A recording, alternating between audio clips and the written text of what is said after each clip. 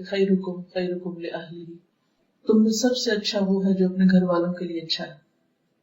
یہ ایک ایسی زبردست حدیث ہے کہ جس میں ہمیں اپنے آپ کو پرکھنے کا موقع دے دیا گیا ہے. اگرچہ یہ براہ راست خطاب تو مردوں سے ہے کہ وہ مرد سب سے اچھا مرد ہے جو اپنے گھر والوں کے لیے سب سے اچھا ہے. اور آپ صلی اللہ علیہ وسلم نے اپنی مثال دیتے ہوئے فرمایا وَأَنَا خَيْرُكُمْ لِأَهْلِي، اور میں تمہارے میں سے سب سے اچھا ہوں اپنے گھر والوں کو. انا خیرکم لأہلی، اور تم سب کی نسبت میں اپنے گھر والوں کے لیے سب سے اچھا ہوں. عام طور پر ایک اچھے انسان کو اس کے اخلاق اور معاملات سے پہچانا جاتا ہے کہ اس کی گفتگو کیسی ہے، اس کے میل ملاپ کا طریقہ کار کیا ہے، اس کا بولنے کا طریقہ کیا ہے، وہ خوشی میں کس طرح ریئیکٹ کرتا ہے، وہ غم میں کیسے ریئیکٹ کرتا ہے، وہ خوف کے موقع پر، وہ مختلف کیفیات کے موقع پر کس طرح بہیو کرتا ہے. دوسری طرف یہ بھی ہے کہ ہمارا سب سے زیادہ واسطہ اپنے گھر والوں سے پڑتا ہے. ہم دن رات ان کے سامنے ہوتے ہیں، ہم پریٹینڈ نہیں کر سکتے، ہم ان کے سامنے کچھ اور نہیں بن کے دکھا سکتے، ہم وہی ہوتے ہیں جو ہوتے ہیں. اور چونکہ ایک لمبا عرصہ ان کے ساتھ گزرتا ہے تو وہ ہماری اچھائیوں برائیوں دونوں سے واقف ہو جاتے ہیں، ہماری کمزوریوں سے بھی اور ہمارے اسٹرینتھس جو ہیں ان سے بھی واقف ہو جاتے ہیں. اس لیے اچھائی کا یہ معیار اچھا خاصا کڑا معیار ہے، اور اس پر پورا اترنا ایک مشکل کام ہے. تو شوہر بیوی کے درمیان کے تعلقات، تو اس میں کتنا مشکل ہو جاتا ہے کہ اگر کوئی بات بری لگ گئی یا کسی بات پر ناراضگی ہو گئی تو پھر ہم دوبارہ جلدی سے اچھے ہو کر مسکراہٹ کا ہی صدقہ کر دیں. حالانکہ اگر اسی سے شروع کر لیں تو بہت سے معاملات آسان بھی ہو سکتے ہیں. اب یہ ہے کہ گھر والوں کے ساتھ اچھے معاملے یا ان کے حقوق کا خیال رکھنے کو سب سے بہترین اس لیے بھی بتایا گیا کہ ان کا حق ادا کرنا ہم پر فرض ہے. یعنی مرد پر فرض ہے کہ وہ اپنی بیوی کے نان نفقے کا خیال رکھے، یا اس کو ایک پروٹیکشن فراہم کرے، یا ایسا ماحول دے کہ جس میں وہ باعزت پرسکون زندگی بسر کر سکے. یہ شوہر کی ذمہ داریوں میں سے ہے.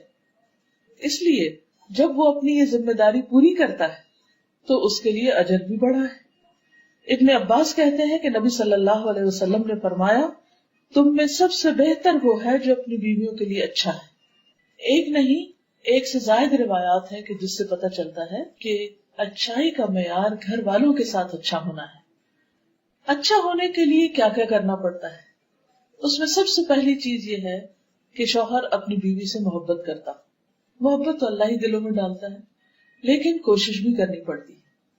اس کوشش میں پہلی چیز یہ ہوتی ہے کہ انسان دوسرے کی اچھائیوں پر غور کرے. اس کی برائیاں، اس کی کمزوریاں اگرچہ سامنے ہوں لیکن پھر بھی ان سے آنکھ بند کر لے اور جو دوسرے کی خوبیاں ہیں ان کو سامنے رکھے تو ایک دم دل بہتر ہو جائے گا. اور پھر اس معاملے میں ہم دیکھتے ہیں کہ نبی صلی اللہ علیہ وسلم کا اسوہ حسنہ کیا ہے.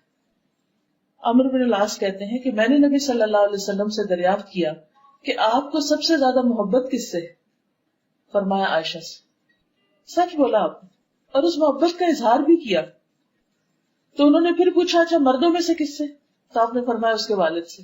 اس کے بعد انہوں نے مزید بھی پوچھا تو آخر میں وہ کہتے ہیں کہ اس سے اچھا تھا میں یہ سوال نہ ہی کرتا، کیونکہ آپ صلی اللہ علیہ وسلم نے تو اس معاملے میں بالکل جو درست بات تھی، جو اپنی درست فیلنگز تھی وہ بتائیں. اچھا بعض اوقات ہم سب یہی کرتے ہیں کہ اگر کسی سے محبت ہو بھی تو ہم اس کو ظاہر نہیں کرتے یا اس کو بتاتے نہیں یا اس تک کنوے نہیں کرتے، جس کے نتیجے میں دوسرا شخص ساری زندگی بعض اوقات غلط فہمی کا شکار رہتا ہے. کچھ لوگوں پر یہ بہت بھاری ہوتا ہے کہ وہ اپنی زبان سے یا قلم سے یہ کہہ دیں کہ میں آپ سے محبت کرتا ہوں، حالانکہ اس میں کیا جاتا ہے. لیکن شاید اس وجہ سے بھی نہیں کہہ پاتے کہ ہوتی نہیں یا وہ آتی جاتی ہے. لیکن اس میں انسان کو ایکسپریسو ہونا بہت ضروری ہے، اور اپنے ایسے جذبات کا اظہار اگر انسان پبلکلی بھی کر دے تو کوئی حرج نہیں ہوتا، کیونکہ نبی صلی اللہ علیہ وسلم نے سب کے سامنے یہ بات فرمائی. حضرت عائشہ فرماتی ہے کہ میں حیض کی حالت میں پانی پیتی اور برتن نبی صلی اللہ علیہ وسلم کو دے دیتی، یعنی گلاس جس میں بھی پانی پیتی. آپ اسی جگہ سے منہ رکھ کر پانی پیتے جہاں سے میں نے منہ رکھ کر پانی پیا ہوتا تھا. یہ بھی محبت کے اظہار کا ایک طریقہ ہے. میں ہڈی سے گوشت کھا کر نبی صلی اللہ علیہ وسلم کو دے دیتی، گوشت میں کھا لیتی، ہڈی آپ کو دے دیتی. آپ اسی جگہ سے کھاتے جہاں سے میں نے کھایا ہوتا تھا. یہ محبت کے چھوٹے چھوٹے انداز ہیں، جسچرز ہیں کہ جس سے باہم ایک بانڈنگ سمجھ میں آتی ہے، نظر آتی. پھر محبت میں یہ نہیں کہ کبھی کبھار انسان چند ڈائلاگز بول دے، بلکہ دوسرے کو کیئر کنسرن کے علاوہ ٹائم بھی دے. وقت دینا ایک بہت اہم چیز ہے. کتنے بھی مصروف ہو، کیا ہم میں سے کوئی یہ کہہ سکتا ہے کہ میری مصروفیت تو نبی صلی اللہ علیہ وسلم سے بھی زیادہ ہے؟ نعوذ باللہ، کوئی بھی نہیں. لیکن اس کے باوجود آپ دیکھیے کہ آپ صلی اللہ علیہ وسلم اپنے گھر میں وقت دیا کرتے تھے، اور آپ کی ایک سے زائد ازواج تھی، اور آپ روزانہ ہر ایک کو وزٹ کرتے تھے. تھوڑی دیر کے لیے سوچئے، اگر آپ کو دن میں 9 لوگوں کے پاس جانا پڑے تو کیا حال ہو؟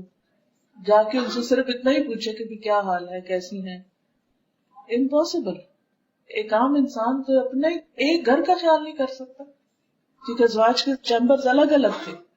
پھر اسی طرح یہ ہے کہ خوشی کے موقع پر، تفریح کے موقع پر بھی خیال رکھتے. حضرت عائشہ کہتی ہے کہ ایک مرتبہ عید کے دن رسول اللہ صلی اللہ علیہ وسلم کے سامنے کچھ حبشی کرتب دکھا رہے تھے، کھیل کھیل رہے تھے. میں نبی صلی اللہ علیہ وسلم کے کندھے پر سر رکھ کر انہیں جھانک کر دیکھنے لگی. ابھی ایک پبلک کی جگہ، تو نبی صلی اللہ علیہ وسلم نے اپنے کندھے میرے لیے جھکا دیے کہ اور آسانی ہو جائے. میں آپ کے کندھوں پر سے انہیں دیکھتی رہی، اور جب دل بھر گیا تو واپس آ گئی. تو آپ نے مجبور نہیں کیا کہ نہیں تم ادھر ہی کھڑی رہو. آزادی بھی دی، اور جب وہ پاس کھڑے ہو کر دیکھنا چاہتی تھی تو اتنی دیر فیسلٹی بھی دی، آسانی بھی فراہم کی. کتنے مواقع ایسے ہوتے ہیں کہ ہم لوگ ایز اے فیملی گھروں سے باہر جاتے ہیں. وہ اصل ٹیسٹ کا وقت ہوتا ہے جب آپ کسی پکنک پہ ہوں یا کسی ایسی جگہ پر ہوں، تو اس موقع پر عموماً مشکل ہو جاتی کیونکہ ہر ایک تھک جاتا ہے، یا کوئی پھر اپنی مرضی سے بیٹھنا اٹھنا چاہتا ہے، کھانا چاہتا ہے، نہیں کھانا چاہتا. بعض اگر تم دوسرے کو بہت مجبور کر دیتے کہ نہیں جو ہم چاہ رہے ہیں ویسا تم کرو، اس کی زندگی کو کنٹرول کرنے لگتے ہیں، تو اس سے دوسروں کے لیے بڑی مشکل ہو جاتی. محبت کا یہ مطلب نہیں ہوتا کہ کسی کو انسان پوزیس کر لے. یہ کانسیپٹ بہت غلط ہے کہ اس کی آزادی چھین لے. ہم کیا چاہتے ہیں محبت میں؟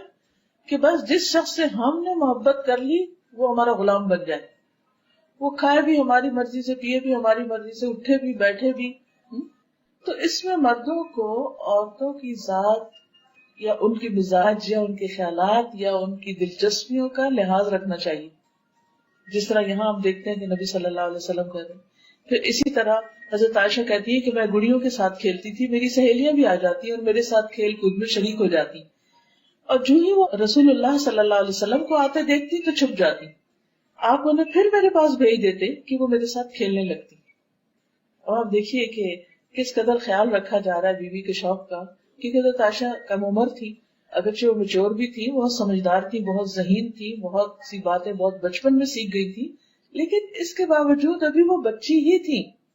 آپ نے دیکھا ہوگا نا کئی بچے بہت چھوٹی عمر میں قرآن حفظ کر لیتے ہیں اور بہت سمجھدار اور میچور ہو جاتے ہیں. پھر اسی طرح نبی صلی اللہ علیہ وسلم اس حد تک خیال رکھتے تھے کہ کبھی کبھار دوڑ بھی لگاتے تھے حضرت عائشہ کے ساتھ. حضرت عائشہ کہتی ہے کہ وہ ایک سفر میں نبی صلی اللہ علیہ وسلم کے ساتھ تھی، میں نے آپ کے ساتھ پیدل دوڑ لگائی اور میں جیت گئی. پھر میرا جسم بھاری ہو گیا کچھ، میں نے آپ کے ساتھ پھر دوڑ لگائی، اس مرتبہ آپ جیت گئے. تو آپ نے فرمایا آج کی یہ جیت پچھلی ہار کا بدلہ ہے، یعنی میں نے بدلہ لے لیا تم سے، مذاق میں کہا. تو اب آپ دیکھیے کہ آج کے دور میں کوئی بھی مذہبی شخص یا دیندار شخص، اس سے یہ توقع نہیں کی جا سکتی کہ وہ اپنی بیوی کے ساتھ کہیں دوڑ لگائے یا کسی کھیل میں شریک ہو یا اس کو کھیل دکھائے. عموماً جب ہم دین کی طرف آتے ہیں تو ہم یہ سمجھتے ہیں کہ شاید دین صرف نماز روزے کا نام ہے اور یہ جو دنیا کے معاملات ہیں یہ شاید اس کا حصہ نہیں، حالانکہ اگر ان کو بھی حدود کے اندر رہ کے کیا جائے تو یہ بھی عبادت ہے، کیونکہ نبی صلی اللہ علیہ وسلم کی سنت کی پیروی میں ہوں گے نا. پھر اسی طرح یہ ہے کہ نبی صلی اللہ علیہ وسلم حضرت عائشہ کے آرام کا بہت خیال رکھتے تھے، کیونکہ عموماً جھگڑے فساد لڑائیاں چھوٹی چھوٹی باتوں پر ہوتے. اگر آپ کسی سے پوچھیں نا کہ میاں سے لڑائی تو کس بات پر ہوئی، جو میرے پاس کوئی اس طرح کا معاملہ لے کر تو میں کہتی تھی کیا مسئلہ کیا تھا، اور آپ یقین کریے کہ 90% چھوٹی سی کوئی بات ہوتی ہے جس سے کوئی معاملہ خراب ہو جاتا ہے. پھر اسی طرح آپ دوسروں کو بھی اس بات کی تلقین کرتے تھے کہ عورتوں کے ساتھ نرمی کا سلوک کیا جائے. حضرت انس کہتے ہیں کہ نبی صلی اللہ علیہ وسلم اپنی ازواج مطہرات کے پاس تشریف لائے. اونٹ ہانکنے والا اونٹوں کو تیز ہانک رہا تھا، جیسے کوئی ڈرائیور تیز ڈرائیو کر رہا ہو، جھٹکے لگ رہے ہیں اور دھکے پڑ رہے ہوں. اس کا نام انجشا تھا. آپ نے فرمایا اے انجشا تیری خرابی ہو، تم اونٹوں کو آہستہ آہستہ چلاؤ، نازک آبگینے سوار ہیں. وَيْحَكَ يَا أَنْجَشَا سَوْقَتْ بِالْقَوَارِيرِ، قواریر کہتے ہیں کرسٹل کو، قواریر من فضة. یعنی خواتین جو ہیں ان کے دل شیشے کی طرح ہوتے، بہت جلدی ٹوٹتے. اور ایک حقیقت ہے کہ ہم سب اچھی طرح جانتے ہیں کہ چھوٹی سی بات بعض اوقات ہم محسوس کر لیں، بعض اوقات بڑی بڑی باتوں کی پرواہ نہیں کرتے، کیونکہ ہمارے مزاج کے اندر جسمانی تبدیلیوں کی وجہ سے بھی کئی تبدیلیاں آتی رہتی ہیں، کبھی پوسٹ نیٹل اور کبھی پیدائش کے بعد اور کبھی پریگنینسی میں اور کبھی پیریڈ سے پہلے اور کبھی اس کے بعد اور کبھی پھر جب مینوپاز شروع ہو جاتا ہے، بڑھاپے کے مسائل، 100 طرح کے مسائل ہوتے ہیں. عورت اپنی زندگی میں جسمانی اعتبار سے فزیکلی بہت ساری چینجز میں سے گزرتی ہے، تبدیلیوں میں سے اور حالت بدلنے میں سے. تو اس لیے بہت ضروری ہے کہ اس کے ان مخصوص حالات کا خیال رکھا جائے. پھر اسی طرح نہ صرف یہ کہ سواری کو آہستہ چلانے کی بات، بلکہ سواری پر سوار کراتے ہوئے بھی آپ مدد دیتے. حضرت انس کہتے ہیں میں نے دیکھا کہ رسول اللہ صلی اللہ علیہ وسلم حضرت صفیہ کی وجہ سے اپنے پیچھے اونٹ کی کوہان کے ارد گرد اپنی ابا سے پردہ کیے ہوئے تھے. جب وہ سواری پر سوار ہوتی تو آپ اونٹ کے پاس بیٹھ جاتے اور اپنا گھٹنا کھڑا رکھتے. حضرت صفیہ اپنا پاؤں آپ کے گھٹنے پر رکھ کے سوار ہوتی.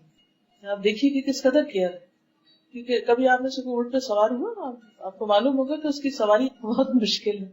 تو ایون اونٹ پہ چڑھنا بھی ایک مشکل کام ہے. بیٹھے ہوئے اونٹ پہ چڑھا جاتا ہے لیکن وہ بھی مشکل ہے. تو آپ صلی اللہ علیہ وسلم خود پاس کھڑے ہو جاتے، اپنا گھٹنا رکھتے، وہ اس پر ایک طرح سے سیڑھی بنا کے پھر اوپر چڑھتی. آج آپ دیکھیے کہ کون مرد ہوگا جو اتنے لاڈ کرے، اور پھر یہ پبلک میں ہو رہا ہے اور اس میں آپ کوئی شرمساری محسوس نہیں کر رہے، اور حضرت انس دیکھ بھی رہے ہیں کہ آپ کیا کر رہے ہیں اور پھر اس کو آگے روایت بھی کرتے ہیں. تو یہ بھی سنتیں، یہ چیزیں بھی نبی صلی اللہ علیہ وسلم کا طریقہ ہے. اگر ہم اپنے گھروں کے اندر چھوٹی چھوٹی چیزوں میں ایک دوسرے کے مددگار بن جائے تو بہت سے حالات اور معاملات درست ہو سکتے ہیں. حضرت عائشہ یہ کہتی ہے کہ رسول اللہ صلی اللہ علیہ وسلم کے گھر والوں میں سے جب کوئی بیمار ہوتا تو آپ معوذات پڑھ کر اس پر پھونک مارتے. پھر اسی طرح آپ گھر والوں کے لیے دعا بھی کرتے. حضرت عائشہ کہتی ہے کہ میں نے رسول اللہ صلی اللہ علیہ وسلم کو خوش طبیعت دیکھ کر کہا، اے اللہ کے رسول صلی اللہ علیہ وسلم میرے لیے اللہ تعالیٰ سے دعا کر دیجیے، یعنی آپ میرے حق میں کوئی دعا کریں. آپ نے فرمایا اے اللہ عائشہ کے پہلے اور پچھلے اور اعلانیہ اور مخفی سب گناہ بخش دے. اور خوشی سے عائشہ رضی اللہ تعالیٰ عنہا نے پھر ہنسنا شروع کر دیا، یہاں تک کہ ان کا سر حضور صلی اللہ علیہ وسلم کی گود میں جا پڑا. یعنی اس دعا سے وہ اتنی خوش ہوئی. اچھا بعض اوقات گھر والے ہم سے کوئی چھوٹی سی چیز کا مطالبہ کرتے ہیں اور ہم اتنے بزی ہوتے ہیں کہ ہم بات بھی نہیں سنتے. پھر یہ کہ آپ اپنی ازواج کا نان نفقے کا خیال رکھتے تھے. حضرت عمر کہتے ہیں کہ بنو نذیر کے باغات وغیرہ ان اموال میں سے تھے جن کو اللہ تعالیٰ نے اپنے رسول کو بغیر لڑے دے دیا تھا. یہ اموال خاص طور سے رسول اللہ صلی اللہ علیہ وسلم کے تھے، جن میں سے آپ اپنی ازواج مطہرات کو سالانہ نفقہ کے طور پر بھی دیتے اور باقی ہتھیار اور گھوڑوں پہ خرچ کرتے تاکہ اللہ کے راستے میں جہاد کے لیے ہر وقت تیاری رہے. یعنی جو آپ کا مال تھا اس میں سے آپ نے سب کا باقاعدہ ایک طرح سے نفقہ مقرر کر رکھا تھا. تو اس سے بھی پتہ چلتا ہے کہ شوہر چاہے بیوی کو روزانہ کچھ دے، چاہے ہفتہ وار دے، چاہے مہینے میں دے، چاہے سال میں دے، کچھ بھی دے، لیکن اس کی ذمہ داری ہے کہ وہ بیوی کی ضروریات کا خیال رکھے اور اس میں کھانے کپڑے کے علاوہ بھی اس کی اپنی پسند سے کوئی چیز لینے کے لیے بھی اس کو اجازت دے. پھر اسی طرح گھر والوں کے لیے اچھا ہونے کا مطلب صرف یہ نہیں کہ ان کو عیاشی کرائی جائے یا ان کے ساتھ صرف اچھا اخلاق برتا جائے، بلکہ ان کے ساتھ اچھا ہونے کا مطلب یہ کہ ان کی آخرت کی بھی فکر ہو. بعض اوقات ہم ان کی دنیا کا اتنا خیال رکھنے لگتے ہیں کہ پھر ان کی آخرت بھول جاتے ہیں. تو حقیقی خیر خواہ اور مخلص اپنے بچوں کا، اپنی بیوی کا وہی ہو سکتا ہے جو ان کی آخرت کی فکر کرے. ہم سب کو بھی اپنا اپنا جائزہ لینا چاہیے کہ ہم اپنے بچوں کی یا گھر والوں کی دنیا کے لیے تو بہت غمگین ہوتے ہیں، اس کی تو بہت فکر کرتے ہیں، لیکن عام طور پر آخرت کے بارے میں غافل ہو جاتے ہیں کہ وہ کس طرف جا رہے ہیں. اور کیوں؟ ہم کہتے نہیں یہ مائنڈ کریں گے، یہ برا نہ مان جائیں. اگر شادی شدہ اولاد ہو تو ہم کہتے ہیں کہ ہم سے میل ملاپ ہی نہ ختم کر دیں، آنا ہی نہ چھوڑ دیں، اس لیے ہم ان کو نصیحت نہ کریں، بس ٹھیک ہے جس حال میں ہے ہمیں اپنی شکل دکھاتے رہیں. نہیں، وہ ناراض ہو یا خوش ہو، کچھ بھی ہو، ان کی آخرت کی فکر کرنا ضروری ہے، لازم ہے. چھوٹے بھی ہوں تب بھی، بڑے بھی ہوں تب بھی، عمر کے ہر حصے میں ضروری. اور اس کے لیے آپ دیکھیں کہ نبی صلی اللہ علیہ وسلم نے جہاں نان نفقہ مقرر کیا وہاں گھر والوں کو قناعت کی عادت بھی ڈالی. اور اس کے ساتھ جائز فرمائشوں کو پورا بھی کیا. حضرت جابر کہتے ہیں کہ رسول اللہ صلی اللہ علیہ وسلم نرم دل آدمی تھے. حضرت عائشہ جب بھی آپ سے کسی چیز کی فرمائش کرتی تو آپ اس کو پورا کر دیتے تھے. اب دوسری طرف یہ یاد رکھیے کہ حضرت عائشہ کی فرمائشیں کوئی ناجائز نہیں ہوتی تھی. کسی بھی عورت کو اپنے شوہر کی وسعت سے بڑھ کے اس سے فرمائش نہیں کرنی چاہیے. حضرت انس کہتے ہیں کہ نبی صلی اللہ علیہ وسلم کے پاس کوئی چیز لائی جاتی تو آپ فرماتے فلاں عورت کو دے آؤ، جو حضرت خدیجہ کی سہیلی تھی. فلاں عورت کو دے آؤ، وہ خدیجہ سے محبت کرتی تھی. سوچیے کہاں تک کیئر اور کنسرن ہے. حضرت عائشہ کی سہیلیوں کو تو کھیلنے کے لیے کہتے تھے کہ آپ آؤ اور کھیلو. حضرت خدیجہ جو فوت ہو چکی تھی ان کی سہیلیوں کو ہدیے وغیرہ بھجوایا کرتے تھے. پھر اسی طرح یہ ہے کہ حد الوسع گھر کا ماحول خوشگوار رکھنے کی کوشش کرتے تھے. پھر گھر کے کام کاج میں تعاون کرتے تھے. گھر والوں کے لیے انسان یا کسی کے لیے بھی بہتر اسی وقت ہو سکتا ہے جب وہ اس کے کاموں میں مددگار ہو. نبی صلی اللہ علیہ وسلم حالانکہ مردوں کے اوپر فرض تو نہیں ہے کہ گھر کے کام کریں، لیکن وہ گھر آ کر آرام سے بیٹھ نہیں جاتے تھے اور صرف آرڈر نہیں کرتے رہتے تھے اچھا چائے لے آؤ، پانی لے آؤ، فلاں لے آؤ. بیوی کو خادمہ کی طرح نہیں ٹریٹ کرتے تھے. اسود کہتے ہیں کہ میں نے حضرت عائشہ سے پوچھا نبی صلی اللہ علیہ وسلم اپنے گھر میں کیا کیا کرتے تھے؟ انہوں نے کہا آپ اپنے گھر کے کام کاج یعنی گھر والوں کی خدمت کیا کرتے تھے اور جب نماز کا وقت ہوتا تو فوراً کام چھوڑ کر نماز کے لیے چلے جاتے تھے. حضرت عائشہ سے کسی نے پوچھا کہ رسول اللہ صلی اللہ علیہ وسلم گھر میں ہوتے تو کیا کرتے تھے؟ انہوں نے کہا کہ نبی صلی اللہ علیہ وسلم بھی انسانوں کی طرح انسان تھے. وہ اپنے کپڑوں کو صاف کرتے تھے، بکری کا دودھ دو لیتے اور اپنے کام خود کرتے تھے. ایک اور روایت میں آتا ہے آپ جوتا سلائی کر لیتے، قمیص کو خود پیبند لگاتے اور فرماتے جس نے میری سنت سے اعراض کیا وہ مجھ سے نہیں. یعنی اس چیز کو بھی انہوں نے اپنی سنت بتایا کہ اپنا کپڑا استری کر لیں یا اپنے کپڑے نہانے کے بعد فرش پر پھینکنے کی بجائے واشنگ باسکٹ میں ڈالیں. یہ چھوٹے چھوٹے کام عموماً آپ دیکھیے کہ یہ جو چھوٹی چھوٹی چیزیں ہوتی ہیں بعض اوقات بیویاں انہی سے بہت خوش ہو جاتی. مثلا شوہر نے صبح اٹھ کر اپنا کمبل خود طے کر دیا تو آپ دیکھیں گے کہ بیوی کے دل کا حال کیا ہوگا. وہ کہے گی نہیں چھوڑیے میں خود ہی کر لوں گی. لیکن اگر وہ نہ کرے اور چھوڑ کے اٹھ جائے تو پھر اس کو خیال آئے گا کہ اتنا بھی نہیں میری مدد ہو سکتی. یعنی اگر شوہر تھوڑی سی بھی محبت دکھائے تو بیوی اس سے کئی گنا زیادہ دکھائے گی. ایک عورت کی فطرت میں ہے، یہ کیئر ہے، محبت ہے، خدمت ہے. یہ اللہ نے اس کے اندر رکھ دی ہے خاندان کے نظام کو اچھا چلانے کے لیے. پھر اسی طرح آپ صلی اللہ علیہ وسلم اپنے کپڑے کو پیبند بھی لگا لیتے تھے اور سی بھی لیتے تھے. اب تو یہ کام عورتوں کو بھی نہیں آتا. تو آپ سوچیے کہ ہم کتنے پیچھے ہیں. پھر اسی طرح گھر والے جو کھانا دیں اس پہ راضی ہو جاتے. جابر کہتے ہیں کہ نبی صلی اللہ علیہ وسلم نے اپنے گھر والوں سے سالن طلب کیا کہ سالن لاؤ. انہوں نے کہا ہمارے پاس سوائے سرکے کے کچھ نہیں. آپ نے سرکہ منگوا لیا، اس سے روٹی کھانی شروع کر دی. فرمانے لگے بہترین سالن سرکہ، بہترین سالن سرکہ. اچھا اب آپ دیکھیے دوسری طرف کیا ہوتا ہے. سبزی لا کے بھی نہیں دی، پیسے بھی نہیں دیے، گیس کا بل نہیں پے کیا وہ بھی کٹ گئی. اور اگر کھانا نہیں بنا تو بیوی ذمہ دار.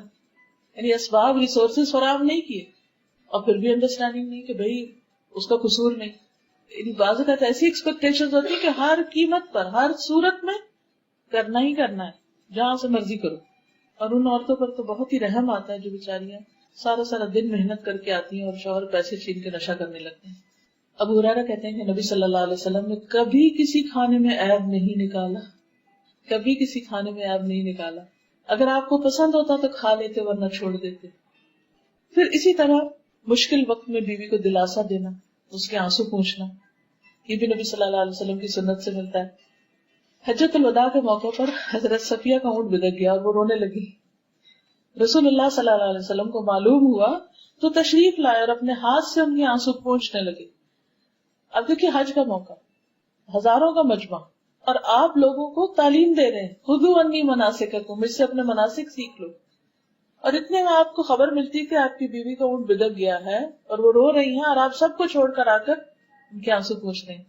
یہ وقت ہوتے ہیں جب کسی کا دل جیتا جا سکتا ہے. پھر اسی طرح یہ ہے کہ گھر والوں کو مسائل کا حل پیش کیا کرتے تھے.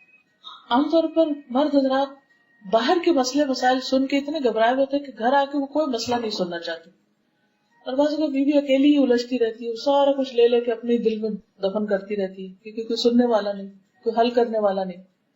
لیکن نبی صلی اللہ علیہ وسلم کا طریقہ یہی ہے کہ جب بھی کوئی مسئلہ پیش آیا تو آپ نے اس کا حل تلاش کیا اور مل کے حل سوچا. تو خوشگوار ازدواجی زندگی کے لیے یہ بہت ضروری ہے کہ گھر کے اہم مسائل میں میاں بیوی باہم مشورہ کریں اور اکیلے فیصلے نہ کریں. یہ جو اکیلے فیصلے کر لینے ہوتا ہے نا، بیوی کو بتائے بغیر یا شوہر کو بتائے بغیر خود ہی کو ڈیسیژن لے لیا، اس سے بھی بہت ناراضگیاں پیدا ہوتی ہیں، اس سے بھی بہت خرابیاں پیدا ہوتی ہیں، کیونکہ دوسرا شخص سمجھتا ہے کہ میری کوئی اہمیت ہی نہیں. پھر بیوی کے والدین کو شکایت نہ لگانا، کیونکہ بہت دفعہ ایسا ہوتا ہے نا کہ چھوٹی سی کوئی بات ہوئی تو فوراً بتایا کہ بھی آپ کی بیٹی ایسی اور ایسی، لیکن یہ ایک نوبل کیریکٹر ہوتا ہے کہ گھر کے معاملے گھر میں ہی طے کر لیے. حضرت عمر کہتے ہیں کہ ایک دن میں کچھ سوچ رہا تھا کہ میری بیوی نے مجھ سے کہا بہتر ہے اگر تم اس معاملے کا فلاں حل کرو، یعنی اس معاملے کا فلاں طرح حل کر لو. میں نے کہا تمہارا اس میں کیا کام، یعنی تم مجھے کیوں مشورہ دے رہی، معاملہ مجھ سے متعلق ہے، تم کون ہو دخل دینے والے. میری بیوی نے اس پہ کہا خطاب کے بیٹے تمہارے اس طرز عمل پہ حیرت ہے، تم اپنی باتوں کا جواب برداشت نہیں کر سکتے. تمہاری بیٹی حفصہ تو رسول اللہ صلی اللہ علیہ وسلم کو بھی جواب دیتی، ایک دن تو اس نے آپ کو غصہ بھی دلایا تھا. یہ سن کر حضرت عمر کھڑے ہو گئے، چادر اوڑھ کے حفصہ کے گھر پہنچ گئے. فرمایا بیٹی کیا تم رسول اللہ صلی اللہ علیہ وسلم کی باتوں کا جواب بھی دیتی ہو، یعنی وہ شوہر ہیں اور اللہ کے رسول ہیں، یہاں تک کہ ایک دن تم نے نبی صلی اللہ علیہ وسلم کو دن بھر ناراض رکھا. حفصہ رضی اللہ عنہا نے عرض کیا ہاں اللہ کی قسم ایسا ہوا. سچ بولنے والے لوگ تھے نا، ہاں ایسا ہوا، ہم آپ کو کبھی جواب بھی دیتے ہیں. تو عمر رضی اللہ عنہ نے کہا جان لو میں تمہیں اللہ کی سزا اور اس کے رسول کی ناراضگی سے ڈراتا ہوں، آئندہ ایسا مت کرنا. لیکن نبی صلی اللہ علیہ وسلم نے خود کبھی بھی جا کے نہیں حضرت عمر کو بتایا کہ دیکھو تمہاری بیٹی کیسی ہے. پھر بیوی کی تربیت اور اصلاح کا کام جو ہے وہ چونکہ مرد کی ذمہ داری ہے. قرآن مجید میں اللہ تعالیٰ فرماتے ہیں یا ایھا الذین آمنوا قوا انفسکم واہلیکم نارا، اے لوگوں جو ایمان لائے ہو اپنے آپ کو اور اپنے گھر والوں کو آگ سے بچاؤ. تو اس میں براہ راست خطاب مردوں سے ہی ہے. سیکنڈ نمبر پر پھر بیوی کی ذمہ داری آتی کیونکہ کلکم راع وکلکم مسئول عن رعیتہ. بیوی بھی بچوں کے بارے میں نگران ہے، شوہر بھی بیوی اور بچوں کا نگران ہے، تو ان سے اس کی جواب دہی ہوگی. لیکن خاص طور پر شوہر کا فرض بنتا ہے کہ بیوی کی تربیت کرے، اس کو ادب سکھائے اور پھر نرمی اور اچھے اخلاق کی تعلیم دے. حضرت عائشہ کہتی ہے کہ کچھ یہودی نبی صلی اللہ علیہ وسلم کے پاس آئے اور کہا السلام علیکم، جس کا معنی تھا کہ آپ پر موت آئے. تو انہیں بہت غصہ آیا، انہوں نے جواب میں کہا وعلیکم السلام واللعنہ، یعنی مزید لفظ اضافہ کیا اور کہا تم پر موت بھی اور لعنت بھی ہو. اس پر رسول اللہ صلی اللہ علیہ وسلم نے فرمایا ٹھہرو اے عائشہ، اللہ تعالیٰ تمام معاملات میں نرمی کو پسند کرتا ہے. میں نے عرض کیا یا رسول اللہ کیا آپ نے سنا نہیں انہوں نے کیا کہا؟ آپ نے فرمایا میں نے اس کا جواب دے دیا تھا کہ وعلیکم. تو اگر وعلیکم سے معاملہ حل ہو سکتا ہے یا بدلہ اتر سکتا ہے تو دو لفظ اضافہ کرنے کی ضرورت نہیں ہے. یہ تربیت تھی جو فوری طور پر آپ نے وہاں کی کہ اگر بچوں میں سے گھر والوں میں سے کوئی زبان میں بے احتیاطی کر رہا ہے یا غلط لفظ بول رہا ہے تو اس کو وہاں روکنا بھی چاہیے. پھر اسی طرح صدقہ کرنے کی ترغیب، آخرت کی فکر کے لیے رات کو جگایا. ام سلمہ کہتی ہیں کہ نبی صلی اللہ علیہ وسلم ایک رات جاگے، فرمایا سبحان اللہ آج رات کیا کیا بلائیں اتری، کیونکہ آپ کو تو پتہ چل جاتا تھا اللہ کے دیے ہوئے علم سے، اور کیسے کیسے خزانے بھی نازل ہوئے، یعنی خیر اور شر دونوں. ان حجرے والیوں کو کوئی جگانے والا ہے، یعنی ان ازواج مطہرات کو کوئی اٹھا دے. افسوس کی دنیا میں بہت سے کپڑے پہننے والی عورتیں آخرت میں ننگی ہوں گی. یعنی تہجد صرف مردوں کے لیے نہیں، نیکی اور عبادت مردوں کے لیے نہیں عورتوں کے لیے بھی ہے. اور آخرت کا لباس کیا ہے؟ آخرت کا لباس دنیا کا اچھا عمل. پھر اسی طرح اچھا مرد جو ہوتا ہے وہ گھر کے اوور آل حالات پر بھی نظر رکھتا ہے کہ گھر میں کیا لٹک رہا ہے، کیا ڈیکوریشن ہو رہی ہے، کیا پہنا جا رہا ہے، کیا پک رہا ہے، کیا طور طریقے ہیں، کوئی چیز خلاف شریعت تو نہیں ہو رہی. مثلا حضرت عائشہ سے روایت ہے کہ انہوں نے ایک گدا خریدا جس پر تصویریں بنی ہوئی. آپ نے اسے دیکھا تو دروازے پہ کھڑے ہو کے اندر تشریف نہیں لائے. میں نے اس کی یا رسول اللہ صلی اللہ علیہ وسلم میں نے جو غلطی کی ہے اس سے میں اللہ سے معافی مانگتی ہوں. فرمایا یہ گدا کس کے لیے ہے؟ میں نے عرض کیا آپ کے بیٹھنے اور اس پر ٹیک لگانے کے لیے.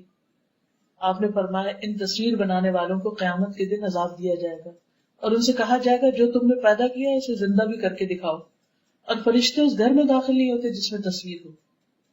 یعنی کہ میں اس گدے پہ نہیں بیٹھ سکتا اور نہ ہی گھر میں ہوگا. بہت سے مرد گھروں میں بہت کچھ حرام چیزیں دیکھتے ہیں، غلط چیزیں دیکھتے ہیں، بچے غلط کر رہے ہوتے ہیں، لیکن ان کو روکتے نہیں. امر بالمعروف اور نہی عن المنکر بھی گھر سے شروع ہوتا ہے.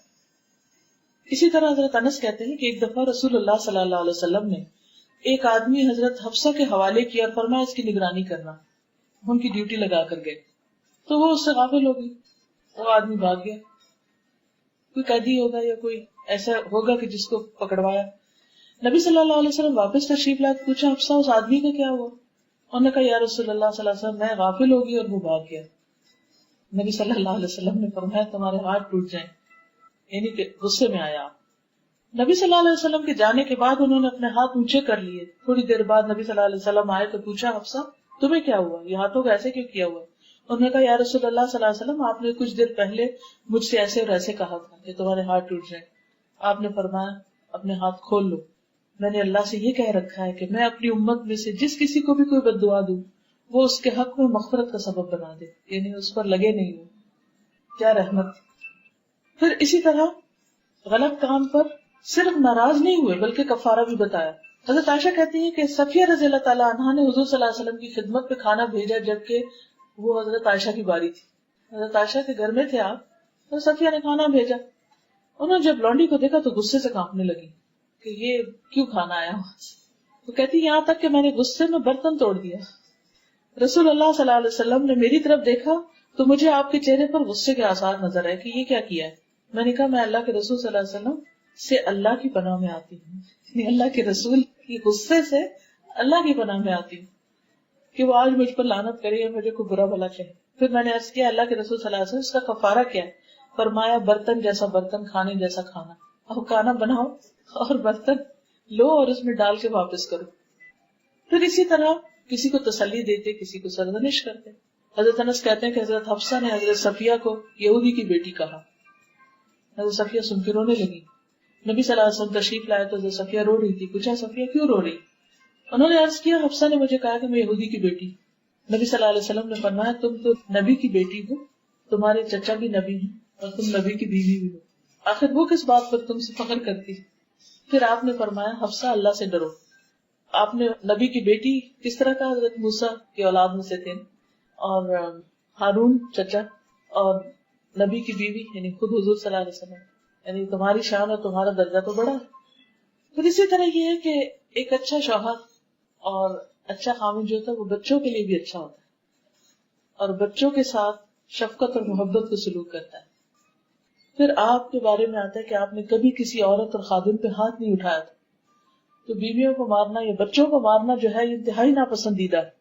پھر خادموں کی ضروریات پوری کیا کرتے تھے. پھر یہ ہے کہ ان کے وقت میں سے کسی اور کو حصہ نہیں دیتے تھے. تو family time is family time, اللہ یہ کہ جہاد پہ جاتے یا کوئی اور ضروری کام ہوتا. حضرت عائشہ کہتی ہے کہ ایک رات آپ نے فرمایا عائشہ مجھے چھوڑو کہ میں آج رات اپنے رب کی عبادت کروں. میں نے کہا مجھے آپ کے پاس رہنا بھی پسند ہے اور آپ کی خوشی بھی پسند ہے. تو آپ اٹھے، وضو کیا، نماز پڑھنے کھڑے ہو گئے اور آپ نے مسلسل رونا شروع کیا یہاں تک کہ آپ نے اپنی گود تر کر لی، یعنی اتنا روئے کہ آپ کے کپڑے تر ہو گئے. کہتی ہے کہ آپ نماز میں بیٹھے روتے رہے. حضرت عائشہ کہتی ہے کہ پھر آپ برابر روتے رہے یہاں تک کہ زمین بھی تر کر لی، اتنا روئے. اتنے بلال رضی اللہ عنہ نے آپ کو فجر کی نماز کے لیے بلایا. انہوں نے جب آپ کو روتے ہوئے دیکھا تو عرض کیا اللہ کے رسول آپ رو کیوں رہے؟ آپ کے تو اگلے پچھلے سارے گناہ معاف ہو چکے ہیں. فرمایا کیا میں اللہ کا شکر گزار بندہ نہ بنوں؟ نعمتوں کی شکر گزاری پر بھی ہونا چاہیے. آج ہی رات مجھ پر ایک آیت نازل ہوئی، تباہی اس کے لیے جو اسے پڑھے اور اس پر غور و فکر نہ کرے. ان فی خلق السماوات والارض. پھر آپ دیکھیں کہ گھر والوں کے بیچ میں ہوتے ہوئے آپ کی سب سے زیادہ دعا یہ ہوتی تھی کہ یا مقلب القلوب ثبت قلبی علی دینک.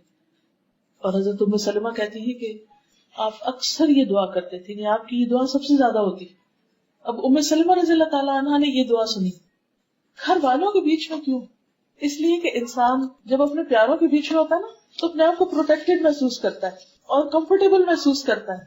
تو اس وقت وہ جیسے کہتے ہیں نا کہ اپنی گلی میں کتا بھی شیر ہے، یعنی انسان اوور کانفیڈنٹ بعض اوقات ہو جاتا ہے اور اس کانفیڈینس میں پھر بعض اوقات منہ سے غلط باتیں بھی نکل آتی ہیں. باہر ہم پھر بھی سنبھل کے بولتے ہیں، گھر والوں کے بیچ میں ہم بعض اوقات ایسے مذاق شروع کر دیتے جو حد سے بڑے ہوتے ہیں. تو اس موقع پر بھی انسان کو بہت محتاط رہنا چاہیے اور اللہ سے ڈرتے ہوئے زندگی بسر کرنی چاہیے نبی صلی اللہ علیہ وسلم گھر میں یہ دعا سب سے زیادہ مانگتے، یا مقلب القلوب ثبت قلبی علی دینک، کہ میرا دل گھر والوں کی محبت میں اس طرح نہ پگھل جائے کہ کوئی اللہ سبحانہ تعالیٰ کی فرما برداری میں یا عبادت میں یا اللہ کی طرف رجوع میں یا اس کے ذکر میں کسی قسم کی کمی آ جائے. تو اللہ تعالیٰ سے دعا ہے کہ وہ ہمارے گھروں کو بھی اپنی رحمتوں سے ڈھانپے اور ہمارے درمیان اتفاق اور محبت پیدا کرے.